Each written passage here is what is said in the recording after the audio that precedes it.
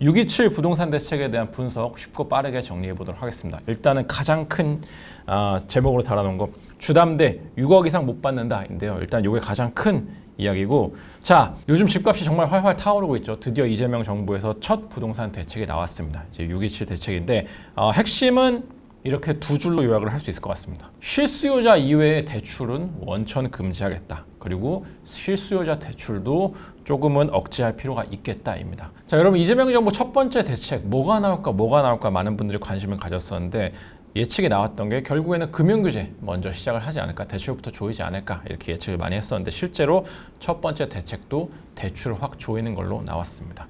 자, 그래서 차근차근 지금부터 살펴보도록 하겠습니다. 자, 우선은 주택담보대출 최대 한도가 6억 원까지로 제한이 됩니다. 여러분들 뭐 이제 DSR 40% 그리고 LTV 뭐 70%니 50%니 이게 적용을 하면 6억보다도 현재는 더 높게 받을 수 있잖아요. 가령 뭐 연봉이 뭐 2억이면 3억이면 6억 이상으로 대출이 더 많이 받을 수 있게 했는데 지금 내일부로 6월 28일부로는 그런 거 상관없다. 당신 연봉이 뭐 3억이든 30억이든 주택담보대출은 무조건 6억까지만 받게 하겠다라는 대책이 나왔습니다. 초강수입니다. 초강수. 그래서 여러분, 사실 이게 6억 한도라고 해서 6억을 다 해준다는 건 당연히 아닙니다. 뭐 DSR 봐서 DSR이 충족이 안 되면 당연히 6억 미만을 깎이는 거고, 정책대출은 6억보다도 한도가 작기 때문에 그건 당연히 적용이 되는 건데 최대 한도가 6억까지밖에 안 된다. 이제 이 얘기입니다. 그리고 여러분, 중도금 대출은 요거는 적용이 안 됩니다. 중도금 대출에 대해서는 적용이 안 되는데 중도금 대출, 이제 분양 받으신 분들이 중도금 대출을 나중에 이제 개별적으로 잔금 대출, 그러니까 주담대로 전환을 하잖아요. 그때는 적용이 됩니다. 가장 큰 규제는 이제 6억 원 이상 주담대가 안 나오게 된다라는 거고, 자, 이런 초강력 조치가 왜 나왔을까? 살짝 짚고 넘어가면 이제 이런 사례들이 있었기 때문이죠. 자, 59억 원베일리 27억 대출 받아서 사신 분이 있었습니다. 최근에 이제 강남권에서 거래되는 곳들 보면 뭐 15억 대출, 18억 대출, 27억 대출, 14억 6천만 원, 12억 3천만 원 이렇게 대출을 받으신 분들이 있고, 당연히 이건 이제 LTV가 50% 넘어가지 않는 한도입니다. 규제 지역이기 때문에. 근데 어쨌든 이런 것들이 고가주택 가격을 끌어올린다라는 지적이 나오면서 이제 이렇게 규제가 나오게 됐습니다. 사실 문재인 정부 때 규제를 떠올리셨던 분들은 뭐 몇 억 초과 이상 아파트에 대해서 주담대를 원천 금지한다, 이제 이런 것들을 예상했었거든요. 문재인 정부 당시에 10억 초과 주택에 대해서는 주담대가 아예 안 나오는 것들이 있었는데 그런 게 나오지 않을까 싶었는데 그냥 아예 액수를 제한하는, 총액을 제한하는 규제가 나와. 자, 그 다음에 여러분들 정책 대출 한도도 축소를 합니다. 지금 이제 뭐 디딤돌이니 이제 버팀목이니 뭐 신생아 특례 대출이니 이런 게 있죠. 이런 것들도 한도가 꽤나 줄어듭니다. 일단은 일반 디딤돌, 그러니까 주택담보대출이죠. 이게 현재는 2억 5천까지 한도였는데 전 지역 그냥 2억으로 줄어듭니다. 그리고 생애 최초나 청년 같은 경우에도 원래 3억이었는데 6천만 원 줄어든 2억 4천만 원이 됐고, 그 다음에 신혼부부도 4억에서 8천만 원 줄은 3억 2천만 원으로 줄어들게 됩니다. 그리고 여러분, 가장 이제 많이 쓰인 신생아 특례 대출 5억까지 나왔었죠. 이건 1억이 깎입니다. 그래서 신생아 특례 대출은 9억 이하 주택에 대해서 최대 5억까지 나오던 게 이제는 4억까지로 줄어들었습니다. 자, 그 다음에 전세 대출인 버팀목 대출 같은 경우에는 일반 경우에는 그냥 현행 유지가 됩니다. 근데 생애 최초나 청년 같은 경우에는 1억 5천, 2억에서 5천만 원 준 1억 5천으로 줄어들고, 그 다음에 신혼부부도 수도권은 3억이었는데 2억 5천으로, 지방은 2억이었는데 1억 6천으로 줄어들게 됩니다. 그리고 신생아 특례 버팀목 대출도 3억에서 6천만 원 줄어든 2억 4천만 원으로 줄어들게 됩니다. 자, 정책 대출이 한도되는 거는 실수요도 일부 제한하겠다는 그런 취지인 거죠. 자, 그 다음 세 번째로 생애 최초 LTV 현재 윤석열 정부 들어서 80%까지 대출이 됐었죠. 근데 요거를 70%로 줄입니다. 자, 지금 보면 생애 최초 주택 구입 시 현행 전 지역 LTV 80%였는데 수도권 규제 지역은 70%까지로 줄어들게 됩니다. 다만 지방은 현재 동일하게 80%가 적용이 됩니다. 자, 그래서 생애 최초 LTV도 10%가 줄게 되었고, 자, 그 다음에 여러분들 주택담보대출 만기 뭐 40년짜리 운영하던 은행들 있잖아요. 이제 이런 것들을 저희가 지지난주 주부리에서 금융당국이 좀 이걸 쪼이라라는 압박을 하고 있다고 했는데 이제 그냥 자유규제에 맡기지 않겠다는 겁니다. 그냥 전 금융권 다 30년 만기 최대로 못 박으라, 이렇게 금융당국이 규제를 내렸습니다. 이것도 역시나 내일부터 바로 시행이 됩니다. 이렇게 되면은 DSR이 이제 연원리금 상환 상환 기준으로 보기 때문에 만기가 40년으로 늘어나게 되면 한도가 좀 더 늘어나는 효과가 있다고 늘 말씀드려왔죠. 근데 그게 줄어들게 되는 겁니다.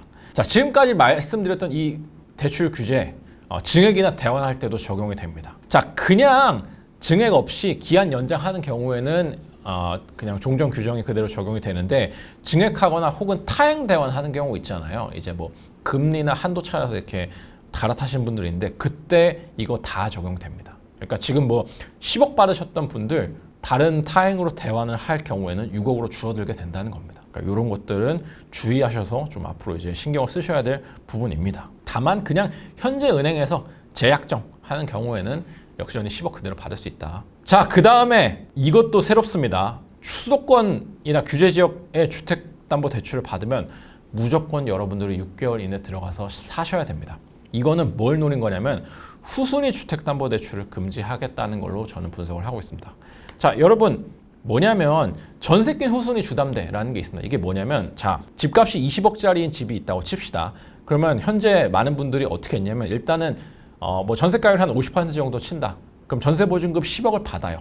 그 다음에 요게 이제 1순위로 일단 설정이 돼 있잖아요. 그 다음에 은행으로 갑니다.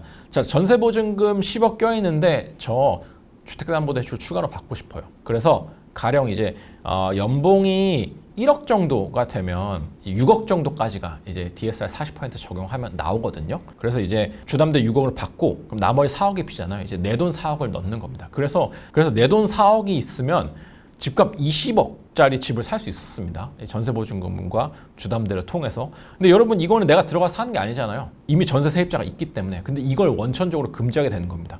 주담대 받으면 내가 들어가서 살아야 되기 때문에. 그럼 전세를 받을 수가 없는 거잖아요. 그래서 이렇게 전세 낀 후순위 주담대를 제한하기 위해서 이런 조치. 자, 주담대 받으면 무조건 그냥 넌 들어가서 살아야 돼 라는 조치가 나왔습니다. 자, 이것도 역시나 수도권 규제지역 한해서고요. 지방 같은 경우에는 전입 의무가 없습니다. 수도권 규제지역의 주택 구입 시 주담대를 받은 경우에만 이렇게 됩니다. 자, 그 다음에 계속 이제 왔다 갔다 했던 조건부 전세대출 이것도 원천 금지가 됩니다. 수도권이랑 규제지역 내 소유권 이전 조건부 전세대출을 금지하겠다. 자, 이것도 역시나 은행 자율적으로 실시를 해왔죠. 되는 데도 있고 안 되는 데도 있었는데 받게 됐고. 자, 조건부 전세대출 간략하게 설명을 드리면 어떤 거냐면 모르시는 분들 있을 테니까 자, 이런 겁니다. 자, 내가 집을 샀어요. 그래서 등기를 치려면 잔금을 치러야 되잖아요. 그때 내가 돈이 없어요. 그러면 세입자를 받아서 세입자 보증금으로 잔금을 치르는 그런 게 이제 조건부 전세대출이라는 겁니다. 그러니까 뭐냐면 현재는 집의 소유가 내가 아니에요. 근데 임대차 계약은 저랑 하는 겁니다. 그래서 여기 보시면 전세대출 심사 시 임대차 계약서상 임대인과 임차주택 소유주가 다른 경우 취급 금지하겠다. 뭐냐면 현재 지금 시점에서 주택은 내 소유가 아닙니다. 근데 임대차 계약은 나랑 해요. 내가 집주인이 될 거기 때문에. 근데 이런 경우에는 너 이거 전세보증금 받아서 잔금 치르려는 거구나. 안 돼. 이렇게 제한을 하겠다는 겁니다. 그래서 조건부 전세대출 원천 금지. 자, 그 다음에 또 신용대출까지 받아서 집값 사는데 쓰는 경우가 있었죠. 그래서 이거를 어떻게 하냐면 이제 연소득을 넘지 못하게 됩니다. 현재는 이제 연소득의 2배까지 뭐 1.5배까지 되는 경우가 있었거든요. 가령 1억이면 뭐 1억 5천이나 2억까지 신용대출이 나오는 경우가 있었는데 자, 1억이면 1억까지, 5천만 원이면 5천만 원까지 신용대출이 나오지 못하게 됩니다. 자, 요거까지 나왔습니다. 정말 모든 수단을 총동원하고 있다는 게 눈에 들어오죠. 자, 그 다음에 이제 지금까지는 이제 실수요자들에 대해서도 어느 정도 억누르는 게 필요하다는 판단하에서 나왔던 규제인 거고 지금부터 이제 설명드릴 거는 실수요자 아닌 거는 원천 금지하겠다. 대출 이제 요 부분입니다. 자, 그래서 다주택자인 분들은 주택을 구입하기 위한 대출이 원천 금지가 됩니다. 자, 그래서 현재는 1주택자 같은 경우에는 처분 조건부인 경우에 비규제 지역은 LTV 70%, 규제 지역은 LTV 50%가 적용이 됐습니다. 그러니까 이건 뭐냐면 내가 지금 1주택자인데 갈아타기 할 사람들은 규제가 이제 이렇게 적용되고 있는데 요거는 강화되지 않습니다. 자, 근데 현재 1주택자에서 추가로 주택을 구입하려는 분들 있잖아요. 이분들은 LTV가 아예 빵으로 됩니다. 빵. 자, 그러니까 갈아타기, 그러니까 1주택에서 1주택으로 갈아타기가 아닌 이상 추가 주택 구입을 위한 대출은 아예 못한다는 거예요. 그러니까 생돈 갖고 2주택 하려면 생돈 갖고 하라 이런 얘기입니다. 수도권 전체에 이제 적용이 되게 됩니다. 규제지역 이렇게 돼 있는데 규제지역 현재는 강남 3구랑 용산구이기 때문에 사실상 같은 얘기인 거죠. 자, 그리고 여러분들 다주택자분들이 생활안정자금 받는 것도 금지가 됐습니다. 여러분들 이제 내가 집을 갖고 있고 생활안정자금 목적으로 그러니까 주택을 구입하기 위한 게 아니라 그냥 내가 당장 지금 돈이 필요해서 대출을 해주는 게 있었거든요. 근데 1주택자는 현재 1억 원에서 2억 원까지 됐었는데 1주택자는 최대 1억 원까지밖에 안 되는 거고 이제 다주택자는 원천 금지가 됩니다. 사실 이거는 대부분 이제 자율관리로 해왔던 거긴 한데 이건 아예 못 박은 겁니다. 모든 금융권에서 이렇게 하라고. 자, 여러분들 이제 지금까지 설명드렸던 내용들 내일부터 당장 실시되는 겁니다. 지금까지 설명드린 내용들 당장 6월 28일부터 실시가 되는 거라는 거 말씀을 드리고, 자, 그 다음에 마이너한 거고 늘 계속 나왔던 얘기인데 이제 전세 보증 비율 있죠. 이것도 축소가 됩니다. 그래서 현재 90%였는데 80%까지로 낮춰지게 된다. 요것만 이제 7월 21일부터 실시가 됩니다. 자, 그 다음으로 이제 대출 규제만 지금까지 나왔어요. 근데 규제 지역 확대한다는 얘기가 계속 나왔었거든요. 그래서 요거에 대한 질문이 나올 것 같아서 바로 이제 정부에서 Q&A 이렇게 얘기를 했습니다. 규제 지역 추가로 지정되는 겁니까? 정부는 주택시장 움직임을 높은 경쟁을 갖고 예의주시하고 있으며 시장 안정을 위해 활용 가능한 모든 수단을 동원할 계획이다. 필요시 규제지역 추가 지정 등 시장 안정 조치도 배제하지 않고 적극 강구해 나갈 계획이다. 그러니까 당장 하진 않겠지만 할 수도 있다 이런 얘기죠. 여러분들 오늘자 이제 아침 조간 그리고 어제 저녁부터 그 뉴스가 나왔어요.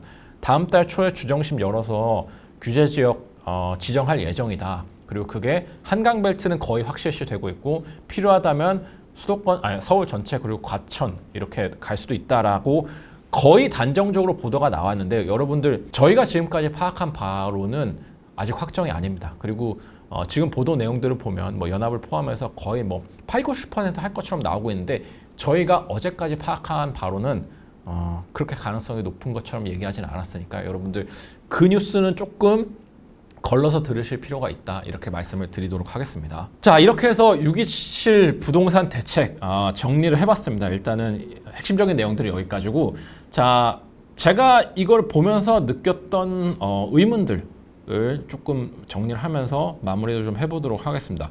자, 일단 여러분들 가장 이제 파격적인 거 주담대 6억 원 이상 6억 원 초과로 받지 못하는 거죠. 근데 정부가 이 대책을 내세운 이유는 저는 이렇게 판단을 합니다. DSR 40% 그리고 LTV 뭐 있는데 그걸로는 안 되는구나. 왜냐면 우리 상상 이상의 고소득자들이 많기 때문에 이걸 못 막고 있어서 이것까지 막아야겠다. 이분들 때문에 집값이 올라가고 있었기 때문에. 자, 근데 이런 의문이 듭니다.